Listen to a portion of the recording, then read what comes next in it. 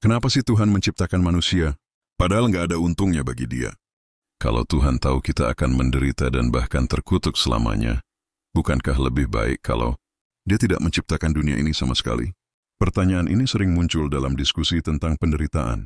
Apakah keberadaan penderitaan membuktikan Tuhan tidak baik? Mari kita telusuri pertanyaan ini dari berbagai sisi. Pertama, apa sebenarnya arti baik? Baik bukan soal perasaan semata, tapi kesesuaian terhadap standar yang objektif. Pisau yang tajam disebut baik karena sesuai dengan tujuannya. Jadi apakah lebih baik jika manusia tidak diciptakan? Bergantung pada siapa yang menjawab dan dari sudut pandang mana. Bagi orang yang mengalami kehadiran Allah dan hidup dalam kasih-Nya, jawabannya jelas, lebih baik diciptakan.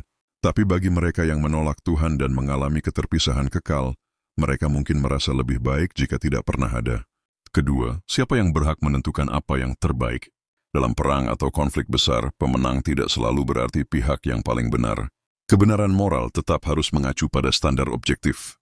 Begitu pula dengan penciptaan, yang berhak menentukan apakah hidup ini layak ada, adalah Tuhan sendiri, karena hanya Dialah yang memiliki pengetahuan penuh tentang segalanya. Ketiga, apakah kita bisa menghakimi Tuhan? Banyak orang berpikir seolah-olah mereka bisa menilai keputusan Tuhan, padahal kita bahkan tidak bisa memahami seluruh realitas. Kita tidak akan meminta anjing memberi saran moral.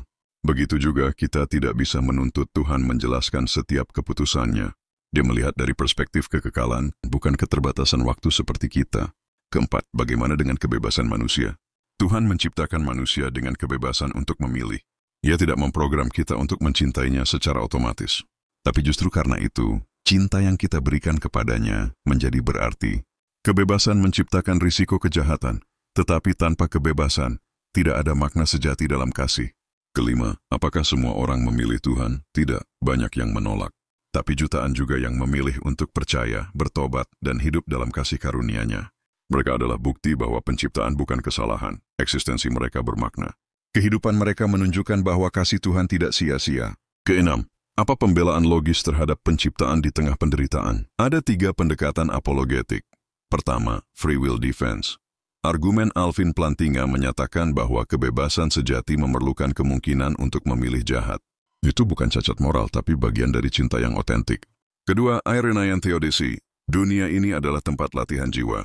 Melalui penderitaan kita bertumbuh dalam karakter dan iman. Ketiga, soul purpose argument. Meskipun kita tidak memahami semua tujuan Tuhan, kita percaya bahwa Ia punya maksud yang lebih tinggi dalam menciptakan kita. Ketujuh, apakah hidup ini layak diciptakan? Bayangkan dunia di mana semua orang dijamin selamat tanpa pilihan. Apakah itu dunia yang penuh makna? Sebaliknya, dunia dengan risiko, keputusan, dan kasih yang lahir dari kehendak bebas memberikan nilai kekal bagi hidup.